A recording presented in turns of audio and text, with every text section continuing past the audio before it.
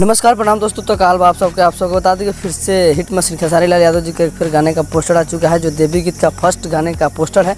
और करेंगे बातचीत। तो चैनल पर नए हो तो चैनल को सब्सक्राइब कीजिएगा, वीडियो को लाइक कीजिएगा। आप सबको बता दूं जिस गाने का टाइटल है फूल अड़हुल। आप सबको बता दूं कब और किस चैनल से रिलीज होगा, तो आप सब बन रहे वीडियो के साथ। इस गाने को गाए हैं खेसारी लाल यादव और खुशी कक्कर। आप सबको बता दूं इस गाने को लिखे हैं अखिलेश कश्यप और मोनू साहू, और इस गाने को दिए हैं VR वीरेंद्र। और इस गाने को बहुत जल्द आप सबको बीच में रिलीज़ किया जाएगा। इस गाने का टाइटल है फूल अड़हुल, और न्यू चैनल है जिस गाने का टाइटल कुछ अलग है। और खेसारी लाल यादव जी का 11 तारीख को कल सुबह में रिलीज़ किया जाएगा। आप सबके डेट फिक्स हो चुका है, कल वीडियो आ जाएगा। इस गाने में नए एक्टर्स काम किए हैं और नए चैनल से गाना आ रहा है, तो आप लोग जाइए और इस गाने को देखिए अड़हुल फूल।